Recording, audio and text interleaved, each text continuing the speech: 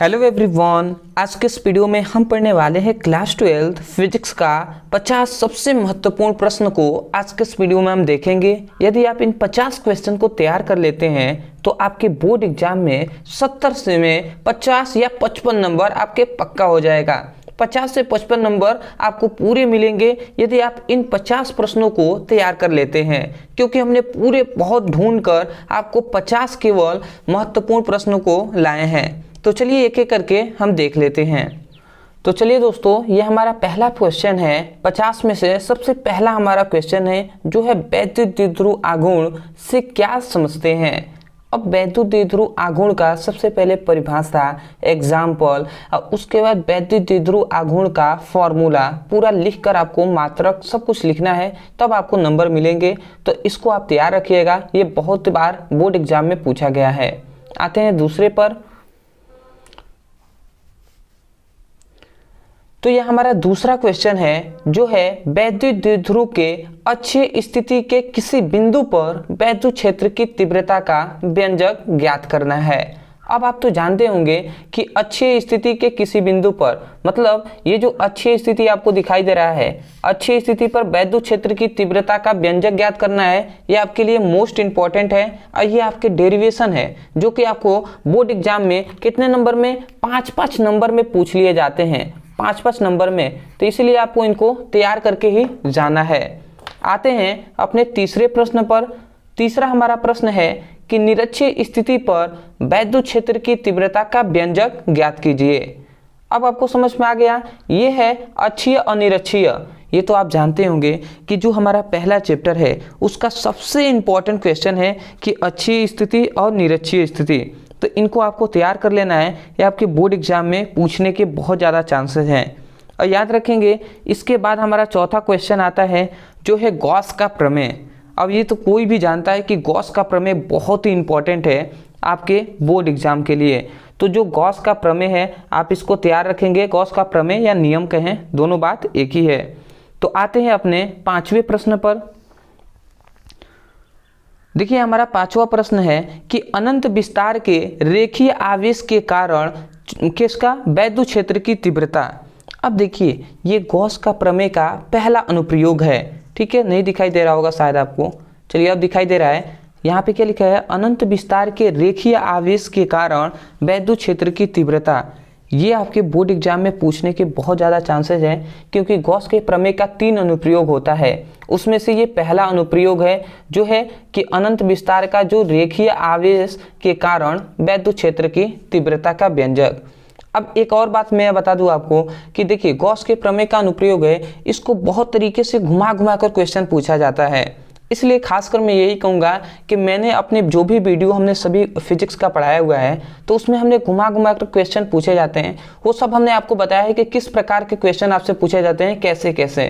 तो मैं यही कहूँगा कि यदि आप प्लेलिस्ट से पढ़ाई कर रहे हैं तो बहुत ही अच्छी बात है, नहीं कर रहे हैं तो आप क्या कीजिए, मान लेते हैं इन सभी का क्वेश्चन का आप लिख रहे होंगे, अपने कॉपी में लिख लीजिए। अब मान लेते हैं कि आपको पढ़ना है वैद्युत द्विध्रुव आघूर्ण, तो आप YouTube पे लिखिए वैद्युत द्विध्रुव आघूर्ण प्रदर्शर, इतना लिख के सर्च करेंगे वीडियो मिल जाएगा। मान लेते हैं गॉस का प्रमेय पढ़ना है, लिखिए गॉस का प्रमेय प्रदर्शर। या आपको पढ़ना है कि वैद्युत द्विध्रुव के अक्षीय स्थिति पर वैद्युत क्षेत्र की तीव्रता, तो आप लिखिए अक्षीय स्थिति पर वैद्युत क्षेत्र की तीव्रता प्रदर्शर। इस प्रकार कोई भी टॉपिक आप लिखेंगे और सर्च करेंगे, हमारा वीडियो आपको मिलेगा, वहां से बेहतर तरीके से पढ़ाई कर सकते हैं। तो छठा हमारा प्रश्न आता है, एक समान आवेशित अनंत समतल चादर के कारण वैद्युत क्षेत्र की तीव्रता का व्यंजक ज्ञात कीजिए। ये याद रखेंगे गॉस के प्रमेय का दूसरा अनुप्रयोग है जो क्या कह रहा है कि अनंत समतल चादर, याद रखेंगे अनंत समतल चादर पर किसका वैद्युत क्षेत्र की तीव्रता का व्यंजक कह रहा है। ये मोस्ट इंपॉर्टेंट है, आप इस डेरिवेशन को तैयार रखिएगा। और देखिए ये जो तीनों गॉस का प्रमेय, गॉस के प्रमेय का पहला अनुप्रयोग और दूसरा अनुप्रयोग, ये आपसे 5-5 नंबर में पूछे जाते हैं, डेरिवेशन है, तो इसको आप तैयार रखिएगा। मैं यही कहूँगा डेरिवेशन यदि आप हमसे पढ़ेंगे ना तो आपको वीडियो में ही डेरिवेशन याद भी हो जाएगा। तो एक बार ट्राई कीजिएगा, यदि आप पढ़ते होंगे तो जानते भी होंगे। तो चलिए आगे हम बढ़ते हैं। आते हैं हमारा 7वां क्वेश्चन है कि संधारित्र से आप क्या समझते हैं तथा इसकी सहायता से धारिता को परिभाषित कीजिए। देख रहे हैं यहाँ पे 2 क्वेश्चन पूछ लिया, सबसे पहले तो संधारित्र से आप क्या समझते हैं, मतलब संधारित्र का परिभाषा कह रहा है, और उसके बाद फिर से कह रहा है कि इसकी सहायता से धारिता को परिभाषित कीजिए। अब धारिता का भी परिभाषा यहाँ पे पूछ लिया, 2 क्वेश्चन पूछे, दोनों का परिभाषा, एग्जाम्पल, फॉर्मूला, मात्रक, राशि, विमीय सूत्र, पूरा डिटेल में आप बताएंगे तो आपको 5 में 5 नंबर आपसे मिल जाएंगे। ठीक है, इसलिए कभी भी जो भी टॉपिक आप बताएं पूरा डिटेल में एक्सप्लेन करके ही बताएं। ठीक है, यदि आपको 3 नंबर से ऊपर के क्वेश्चन पूछे गए हैं तो। आते हैं अगले क्वेश्चन पे। देखिए हमारा अगला क्वेश्चन है कि इलेक्ट्रोड विभव को परिभाषित कीजिए। अब देखिए इलेक्ट्रोड विभव क्या होता है, इसको आपको परिभाषित करना है। ये भी आपका इंपॉर्टेंट क्वेश्चन है, इसको आपको तैयार रखना है।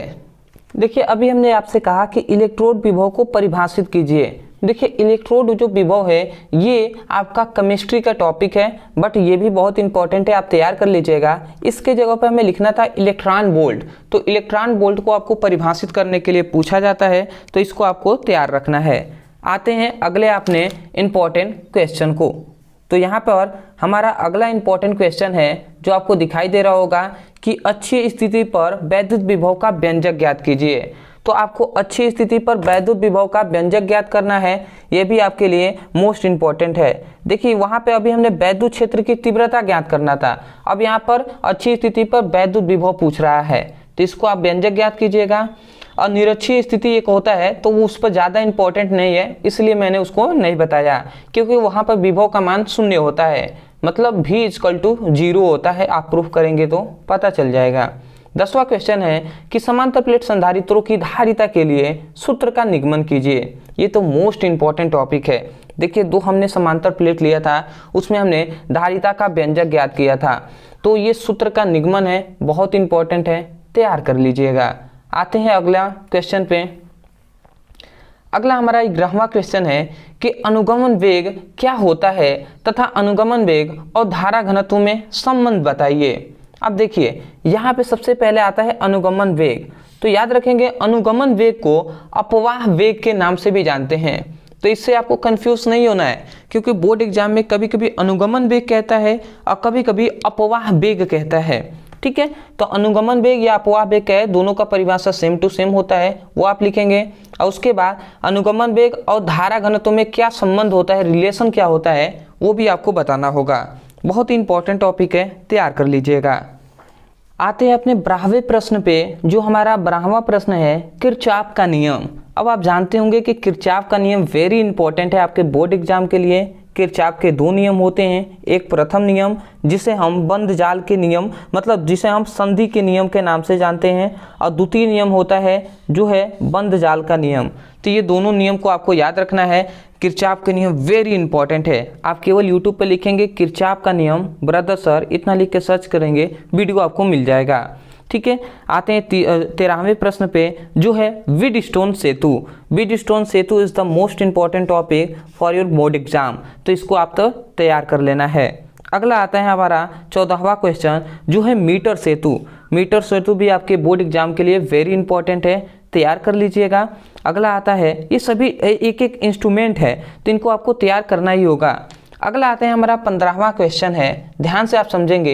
ये कह रहा है धारावाही वृत्ताकार कुंडली के केंद्र पर उत्पन्न चुंबकीय क्षेत्र की तीव्रता का व्यंजक ज्ञात कीजिए। अब यहाँ पे कह रहा है कि धारावाही एक वृत्ताकार कुंडली है और उसके केंद्र पर चुंबकीय क्षेत्र की तीव्रता का व्यंजक ज्ञात करना है। तो ये भी हमने टॉपिक पढ़ाया हुआ है, आप जाकर प्लेलिस्ट के अनुसार पढ़ाई करेंगे, सभी आपको वीडियो मिलेंगे। अदरवाइज मैं यही कहूँगा, यदि आपके पास टाइम है तो एक एक के पढ़ाई करके नोट्स बनाते हुए चलिए, क्योंकि नोट्स बहुत ही इंपॉर्टेंट है। और यदि आपको टाइम नहीं है तो आप क्या कीजिए, ओनली आपको पता होगा या नहीं पता है तो मैं बता दूं कि ओनली आपको 99 रुपये में, ओनली आपको 99 रुपये में पूरे फिजिक्स का नोट्स दिया जा रहा है। और आप चाहें लेना चाहें तो नीचे दिए गए नंबर पे आप मैसेज करके हमारी टीम के पास आप मैसेज करेंगे और उनसे कहेंगे कि सर हमें फिजिक्स का नोट चाहिए क्लास 12th का, तो वो आपको तुरंत मैसेज में रिप्लाई करके और उसके बाद वो आप 99 रुपये पे करके आप उनसे नोट्स को ले सकते हैं। और वहाँ पे इन 50 क्वेश्चन का तो नोट्स मिलेगा ही मिलेगा, मतलब पूरा आपको फिजिक्स का नोट्स मिलेगा। उसमें से आप एक एक करके चैप्टर वाइज ढूंढ कर अपने इंपॉर्टेंट क्वेश्चन का नोट्स लिख लीजिएगा, वहाँ से पढ़ाई कीजिएगा। और वहाँ से ये भी सीखिएगा कि कैसे हम नोट्स को बनाते हैं, कैसे अपने बोर्ड एग्जाम में लिखना है। समझ गए। और एक ऑफ़र भी है, मैं आपको बता दूं, ऑफ़र ये है, यदि आप 15 मतलब यदि आप 30 अगस्त से पहले, ठीक मतलब 30 अगस्त से पहले आप लेते हैं तो आपको यही नोट्स आपको मिलेगा 69 रुपये में। ठीक है, 30 अगस्त से पहले लेते हैं तो यही नोट्स आपको कितने में, आपको 69 में मिलेगा। तो लेना चाहें तो नीचे दिए गए नंबर पर मैसेज करके आप ले सकते हैं। चलिए आगे हम बढ़ते हैं। आते हैं 16वां हमारा प्रश्न है एम्पीयर का परिपथीय नियम। ये बताने की ज़रूरत नहीं है कि एम्पीयर का जो परिपथीय नियम है ये कितना इंपॉर्टेंट है, तैयार कर लीजिएगा। आते हैं अगला क्वेश्चन। तो हमारा 17वां क्वेश्चन है कि दो समांतर धारावाही चालकों के बीच लगने वाला सूत्र को स्थापित कीजिए तथा एम्पीयर को परिभाषित कीजिए। समझ गए। देखिए कह रहे हैं दो समांतर धारावाही चालक है तो उनके बीच बल क्या लगेगा ये आपको गणना करके बताना है, और उसके बाद एम्पीयर जो होता है एम्पीयर का परिभाषित करना है, मतलब परिभाषा इसको देना है। तो ये भी हमने टॉपिक में पढ़ाया हुआ है, प्लेलिस्ट के अनुसार पढ़ाई कीजिए, या आप लिखिए दो समांतर धारावाही चालकों के बीच लगने वाला बल ब्रदर सर, इतना लिख के सर्च कीजिए, वीडियो मिल जाएगा। आते हैं 17वां क्वेश्चन जो है बायो सेवर्ट का नियम। मोस्ट इंपॉर्टेंट टॉपिक है, आप तो ये जानते ही होंगे, तो इसको आपको तैयार कर लेना है। आते हैं हमारा 19वां क्वेश्चन चुंबकीय फ्लक्स। ये भी आपके लिए इंपॉर्टेंट है, ये भी आप तैयार कर लीजिएगा, चुंबकीय फ्लक्स। आते हैं अपना 20वां क्वेश्चन। ठीक है, टाइम ज़्यादा लग जाएगा इसलिए मैं थोड़ा जल्दी चल रहा हूँ। ठीक है, क्योंकि क्वेश्चन ही तो बताना है, उसके बाद पढ़ना आपके ऊपर है कि कितना आप तैयार कर लेते हैं क्वेश्चन को।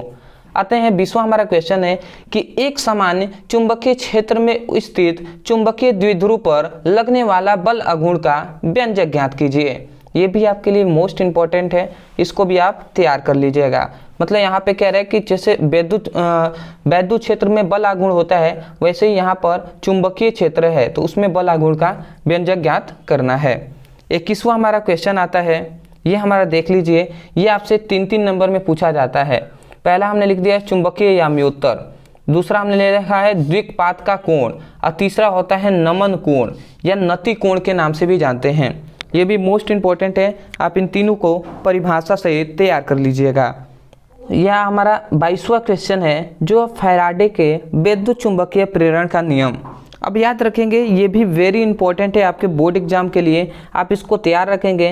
परंतु एक बात मैं बता दूं, फैराडे के वैद्युत अपघटन का नियम एक होता है, वो भी मोस्ट इंपॉर्टेंट होता है, बट वो केमिस्ट्री में होता है, तो उसको समझकर ये न समझ जाइएगा कि वैद्युत अपघटन का नियम ये कह रहा है कि फैराडे के वैद्युत चुंबकीय प्रेरण संबंधित नियम कह रहा है, तो इसको तैयार रखिएगा। आते हैं अगला क्वेश्चन, 23वां हमारा क्वेश्चन है स्वप्रेरण तथा स्वप्रेरण गुणांक। देखिए कभी कभी बोर्ड एग्जाम में स्वप्रेरण कह देता है और कभी कभी स्वप्रेरण गुणांक कह देता है, तो देखिए दोनों बात एक ही है, थोड़ा सा बस फॉर्मूले चेंज है कि देखिए स्वप्रेरण को जब परिभाषित करेंगे और वहाँ पे स्वप्रेरण का जैसे आप फॉर्मूला देंगे तो वहाँ पे एल का जो होगा एल आएगा, वही एल स्वप्रेरण गुणांक होता है। तो आप स्वप्रेरण गुणांक भी कहे ना तो स्वप्रेरण का परिभाषा दे देंगे और फॉर्मूला लिख देंगे तो स्वप्रेरण गुणांक का भी परिभाषा हो जाएगा। समझ गए, तो वैसे ही आपको करना है। आते हैं अगला क्वेश्चन जो यहाँ पे कह रहा है कि अन्योन प्रेरण तथा अन्योन प्रेरण गुणांक, ये भी आपके लिए इंपॉर्टेंट है, तैयार कर लीजिएगा। ठीक है, अगला आते हैं 25वां हमारा क्वेश्चन जो यहाँ पे आपको दिखाई दे रहा होगा। क्या कह रहा है, कह रहा है कि धारावाही परिनालिका के स्वप्रेरण गुणांक का सूत्र ज्ञात कीजिए।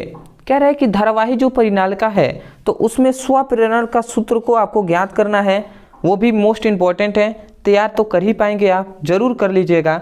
आधे हमने क्वेश्चन को देख लिया, 50 हमने देखना था, 25 क्वेश्चन को देख लिया। सभी को आशा करते हैं आप लिखे हुए चल रहे होंगे, अदरवाइज इन सभी का नोट्स भी हम बताएंगे कहाँ पे आपको मिलेगा। चलिए आगे हम देखते हैं। तो 26वां क्वेश्चन है जो है एलसीआर परिपथ के लिए प्रतिबाधा और तथा कालांतर का सूत्र का स्थापित कीजिए। ये अब हम जानते हैं, ये प्रत्यवर्ती धारा के चैप्टर में हम आ गए हैं। जो आपका शायद 7वां चैप्टर है। ठीक है, तो उसका हम अब इंपॉर्टेंट क्वेश्चन देख लेते हैं। तो यहाँ पे लिखा गया है कि LCR परिपथ के लिए जो प्रतिबाधा होता है और कालांतर होता है उनके बीच सूत्र का स्थापित करना है आपको। ये वेरी इंपॉर्टेंट टॉपिक है, ये आप तैयार कर लेंगे और यही सबसे ज़्यादा इसमें डेरिवेशन है। ये जो चैप्टर है जो प्रत्यवर्ती धारा है, इसमें पूरा डेरिवेशन पे ही है, तो आपको एक एक करके तैयार रखना है। आते हैं 27वां क्वेश्चन जो है चौक कुंडली। अब चौक कुंडली वेरी इंपॉर्टेंट है, ये भी आप तैयार कर लेंगे। वेरी मोस्ट इंपॉर्टेंट टॉपिक है, जब भी आपके बोर्ड एग्जाम में पूछता है तो 5 नंबर से कम में नहीं पूछता है, तो तैयार रखेंगे। आते हैं अगला क्वेश्चन जो है transformer. Transformer most important topic है आपके बोर्ड एग्जाम के लिए, ये भी आप तैयार रखेंगे। अगला आता है वैद्युत चुंबकीय प्रेरण वैद्युत चुंबकीय स्पेक्ट्रम। वैद्युत चुंबकीय स्पेक्ट्रम ये भी इंपॉर्टेंट टॉपिक है, तैयार कर लेंगे। ठीक है, अदरवाइज ये बताने की ज़रूरत नहीं है कि ये कितने मतलब इंपॉर्टेंट है। सभी जो भी हमने लिया है पूरा छांट कर आपके लिए केवल मोस्ट इंपॉर्टेंट टॉपिक को लिए हैं, तो इसीलिए एक भी इनमें से छोड़ना नहीं है, सभी को तैयार करना है। यदि आपको 50 से 55 नंबर केवल फिजिक्स में इतना ही तैयार करके लाना है तो। आते हैं 30वां हमारा क्वेश्चन है कि मैक्सवेल का वैद्युत चुंबकीय तरंग सिद्धांत क्या है। अब ये भी आपको याद रखेंगे कि विद्युत चुंबकीय तरंग सिद्धांत क्या होता है, ये मैक्सवेल नामक वैज्ञानिक ने दिया था, ये आपको बताना है। आते हैं 31वां क्वेश्चन है कि प्रिज्म के पदार्थों का अपवर्तनांक सूत्र क्या लिखा है, अल्पतम विचलन कोण एवं प्रिज्म कोण के पदों में निगमित कीजिए या निगमन कीजिए। अब देखिए यहाँ पे क्या कहा गया, कह रहा है ना कि कोई प्रिज्म है तो प्रिज्म के पदार्थों का अपवर्तनांक का जो क्या है अल्पतम विचलन कोण एवं प्रिज्म कोण के पदों में निगमित कीजिए। ये भी मोस्ट इंपॉर्टेंट डेरिवेशन है, इसको आपको तैयार रखना है। आशा करते हैं आप समझ गए होंगे। आते हैं अगला क्वेश्चन पे। तो 32वां हमारा क्वेश्चन है, दिखाई दे रहा होगा, देखिए कितना बड़ा क्वेश्चन है। ये आपसे 7-7 नंबर में पूछे जाते हैं भैया, तो आप इसको तैयार कीजिएगा। देखिए यहाँ पे 32वां क्वेश्चन है कि किसी गोलीय पृष्ठ पर प्रकाश का अपवर्तन का सूत्र लिखिए। इसकी सहायता से पतले लेंसों का सूत्र 1/f = n-1 × 1/r1 - 1/r2 अपवर्तनांक तथा वक्रता त्रिज्या के पदों में स्थापित कीजिए। ये आपके लिए मोस्ट इंपॉर्टेंट टॉपिक है, आप तैयार रखेंगे, क्योंकि आप जानते हैं देखिए ये पतले लेंसों के लिए जो भी आपके डेरिवेशन है ये मोस्ट इंपॉर्टेंट है, तैयार कर लीजिएगा। बताने की ज़रूरत नहीं है कि आपसे 5 से 7-7 नंबर में क्वेश्चन पूछे जाते हैं। आते हैं अगला क्वेश्चन। अगला हमारा क्वेश्चन यहाँ पे दिखाई दे रहा होगा आपको। देखिए यहाँ पे कह रहा है कि परस्पर संपर्क में रखे 2 पतले लेंसों के संयोजन की फोकस दूरी का सूत्र का निगमन कीजिए। अब यहाँ पे भी पतला लेंस कह रहा है, परंतु कितना, तो कह रहा है 2 पतले लेंसों का संयोजन मतलब जोड़ की फोकस दूरी का व्यंजक का आपको निगमन करना है। मोस्ट इंपॉर्टेंट टॉपिक है, तैयार कर लीजिएगा। आते हैं अगले क्वेश्चन पे। अगला क्वेश्चन है हाइगेंस के द्वितीयक तरंगिका का सिद्धांत। ये भी मोस्ट इंपॉर्टेंट है, आप जानते भी हैं, तो इसको आप तैयार कर लीजिएगा। बताने की ज़रूरत नहीं है कि ये कितना इंपॉर्टेंट टॉपिक है। ठीक है, अगला आता है 35वां क्वेश्चन जो है व्यतिकरण और विवर्तन। तो व्यतिकरण और विवर्तन मोस्ट इंपॉर्टेंट टॉपिक है, परिभाषा सहित फॉर्मूला पूरा अच्छे से इसको तैयार कर लीजिएगा। आते हैं अगला हमारा 36वां क्वेश्चन, ये आपको दिखाई दे रहा होगा। देखिए ये कितना इंपॉर्टेंट आपका टॉपिक है। पहले तो ये देखिए कितना बड़ा है, लोग पढ़ेंगे ही घबरा जाएंगे। देखिए कह रहा है कि यंग के द्वितीय स्थिति के प्रयोग के किसी दीप्त प्रिज्म की केंद्रीय फ्रिंज से दूरी के लिए व्यंजक प्राप्त कीजिए तथा इसकी सहायता से फ्रिंज चौड़ाई का मान ज्ञात कीजिए। समझ में नहीं आया होगा, देखिए एक बार और मैं पढ़ देता हूँ। कह रहा है कि यंग के द्वितीय स्थिति के प्रयोग के किसी दीप्त फ्रिंज की केंद्र फ्रिंज से दूरी के लिए व्यंजक प्राप्त कीजिए। पहला तो ये क्वेश्चन यहाँ पर समाप्त होगा, और इसकी सहायता से फ्रिंज चौड़ाई का मान ज्ञात कीजिए। ये आपके 2 क्वेश्चन हैं और ये आपके बोर्ड एग्जाम में फिक्स है। 5 नंबर तो बिल्कुल नहीं पूछे जाएंगे, ये आपसे 7-7 नंबर में क्वेश्चन पूछे जाते हैं, तैयार कर लीजिएगा। आते हैं अगले क्वेश्चन पे। अगला क्वेश्चन है कि देहली आवृत्ति कार्यफलन और प्रकाश वैद्युत प्रभाव। तो इन सभी का परिभाषा सहित आपको तैयार कर लेना है। देखिए यहाँ पे 3 प्रश्न हमने एक ही क्वेश्चन में लिखा हुआ है। पहला, देहली आवृत्ति क्या होता है, इसके बारे में आप बता सकते हैं। कार्यफलन के बारे में आपसे पूछ लिया जाता है बोर्ड एग्जाम में। और प्रकाश वैद्युत प्रभाव, या प्रकाश वैद्युत प्रभाव ना कहेगा और प्रकाश वैद्युत उत्सर्जन भी कहे तो कोई दिक्कत नहीं है, दोनों बात एक ही है। तो इनको जरूर आप तैयार कर लीजिएगा। आप जाकर प्रीवियस ईयर के बोर्ड एग्जाम के क्वेश्चन उठाएंगे, जो भी हम क्वेश्चन को करा रहे हैं ये सभी आपसे पूछे गए हैं। तो जो भी हम यहाँ पे बताए हैं 50 क्वेश्चन, ये मोस्ट इंपॉर्टेंट है, जरूर आप तैयार कर लीजिएगा। आते हैं अगले क्वेश्चन पे। अगला हमारा क्वेश्चन है कि प्रकाश वैद्युत उत्सर्जन के नियम। प्रकाश वैद्युत उत्सर्जन का नियम क्या होता है, ये भी आप तैयार कर लेंगे, ये बहुत ही इंपॉर्टेंट नियम है। ठीक है, अगला आते हैं 39 हमारा क्वेश्चन है, जो है आइंस्टीन के प्रकाश वैद्युत समीकरण। अब ये तो कोई भी जानता है कि E=mc², ये कितना इंपॉर्टेंट समीकरण है, तो आप इसको तैयार जरूर करेंगे। ये मोस्ट इंपॉर्टेंट टॉपिक है जिस पर वैज्ञानिक अभी भी प्रयोग कर रहे हैं और इसकी खोज कर रहे हैं। आते हैं अपना अंतिम 40वां क्वेश्चन। 40वां क्वेश्चन है कि रदरफोर्ड का अल्फा कण प्रकीर्णन प्रयोग। रदरफोर्ड का जो अल्फा कण प्रकीर्णन प्रयोग है ये मोस्ट इंपॉर्टेंट है। और याद रखेंगे अल्फा कण प्रकीर्णन प्रयोग से ही हमने नाभिक की खोज किया था। अब बिल्कुल हमने नहीं, रदरफोर्ड ने किया था। ठीक है, और याद रखेंगे कि अल्फा कण प्रकीर्णन प्रयोग कहे या नाभिक की खोज कहे, दोनों बात एक ही है। आपको दोनों में एक ही टॉपिक को लिखना है। ये हमने सभी टॉपिक को पहले ही करा दिया है, जरूर आप ट्राई कीजिएगा और एक एक टॉपिक को जरूर पढ़ाई कीजिएगा। आते हैं 41 क्वेश्चन है कि रदरफोर्ड का परमाणु मॉडल। ये भी मोस्ट इंपॉर्टेंट टॉपिक है, इसको आपको तैयार कर लेना है। 42वां क्वेश्चन पे आते हैं। 42 हमारा क्वेश्चन है कि हाइड्रोजन परमाणु का बोर मॉडल। देखिए हाइड्रोजन परमाणु का बोर मॉडल यहाँ पे कह रहा है, या सिंपल में कह सकता कि बोर का परमाणु मॉडल लिखिए, तो इसको भी आपको तैयार कर लेना है। आते हैं अपना 43वां क्वेश्चन पे, जो है हाइड्रोजन स्पेक्ट्रम। ये मोस्ट इंपॉर्टेंट टॉपिक है, तो हाइड्रोजन स्पेक्ट्रम को जरूर आप तैयार कर लेंगे। ये आपसे जब भी पूछता है तो 7-7 नंबर में पूछा जाता है। आते हैं अगला क्वेश्चन है कि देख रहे होंगे कि नाभिकीय विखंडन और नाभिकीय संलयन, ये दोनों इंपॉर्टेंट टॉपिक है। इनमें कभी कभी परिभाषा आपसे पूछा जाता है और कभी कभी इन दोनों में अंतर डिफरेंट क्या होता है ये आपसे पूछा जाता है, तो इनको आप ज़रूर तैयार कर लेंगे। आते हैं अगले क्वेश्चन पे।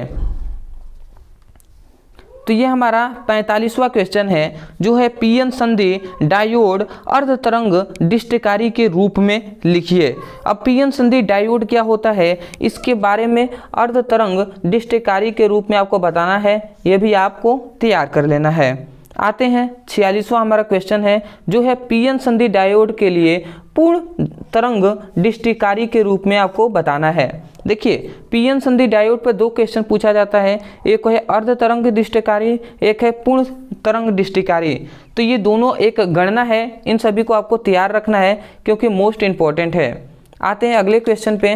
अगला क्वेश्चन आपको दिखाई दे रहा होगा फोटो डायोड। तो photo diode most important topic है, ये आप ज़रूर तैयार कर लेंगे। जो भी पूछा जाएगा 5 नंबर से ऊपर ही पूछा जाएगा। अगला आता है जेनर डायोड। तो जनरल डायोड क्या होता है ये भी आपको बताना है, इंपॉर्टेंट टॉपिक है। अगला आता है, अब देखिए यहाँ पर एनपीएन ट्रांजिस्टर, ये तो आप जानते हैं मोस्ट इंपॉर्टेंट टॉपिक है, तैयार कर लीजिएगा। ये सभी आपसे छोटा छोटा क्वेश्चन नहीं है, छोटा छोटा हमने लिखा हुआ है, बट 2-2 पेज का ये सभी आएगा, 1-1 से 2-2 पेज। तो इनको आपको तैयार करेंगे तभी आपके 5 नंबर या 7 नंबर आपको मिलेंगे। आते हैं अपना अंतिमवां प्रश्न देख लेते हैं, जो है लॉजिक गेट। अब लॉजिक गेट पे जो बिल्कुल प्रश्न आता है तो इसको आप ज़रूर तैयार कर लेंगे। मैं आशा करता हूं कि आपको बहुत ही आसानी तरीके से ये 50 क्वेश्चन आपको देख लिए होंगे और आप लिख भी लिए होंगे। अदरवाइज़ मैं यही कहूँगा, देखिए आपको इन सभी को तैयार करना है तो पूरा वीडियो हमारे फ्री में प्लेलिस्ट में अवेलेबल है, आप जाइए प्लेलिस्ट अनुसार पढ़ाई करेंगे। समय है तो वीडियो देखकर पढ़ते हुए चलिए, और यदि समय नहीं है आप इनका नोट्स चाहते हैं तो देखिए पूरे फिजिक्स का नोट्स आपको मैंने बता भी दिया कि ओनली 99 रुपये में मिल रहा है। 99 रुपये मतलब 100 रुपये में आपको पूरे फिजिक्स का नोट्स दिया जा रहा है। आप बताइए एक ट्यूशन में भी पढ़ते होंगे ना, तो 200 रुपये से कम आप फीस नहीं देते होंगे फिजिक्स के लिए। मैं आपसे केवल कह रहा हूँ कि 100 रुपये में पूरे फिजिक्स का नोट्स दिया जा रहा है। तो लेना चाहते हैं तो नीचे दिए गए नंबर पे आप तुरंत मैसेज कीजिए, हमारी टीम के पास आप कहिए कि क्लास 12th फिजिक्स नोट्स चाहिए, तो आपको PDF नोट्स आपको व्हाट्सएप पे ही आपको देंगे। वहाँ से आप लेकर वहाँ से आप चैप्टर वाइज ये 50 क्वेश्चन को तो आप पढ़ाई कीजिएगा ही, अदर जो भी आपको लगता है इंपॉर्टेंट है उनका भी उस नोट से आप देखकर आप उनकी पढ़ाई कर सकते हैं। तो आशा करते हैं समझ गए होंगे। इन सभी का क्वेश्चन का नोट्स आपको मिल जाएगा हमारे टेलीग्राम चैनल पे। टेलीग्राम पे सर्च कीजिए ब्रदर सर, आपको नोट्स मिल जाएगा, तो वहाँ से इसकी पढ़ाई कर लीजिएगा। तो चलिए दोस्तों, आज के लिए इतना ही। मिलते हैं एक बेहतरीन टॉपिक के साथ, तब तक के लिए धन्यवाद।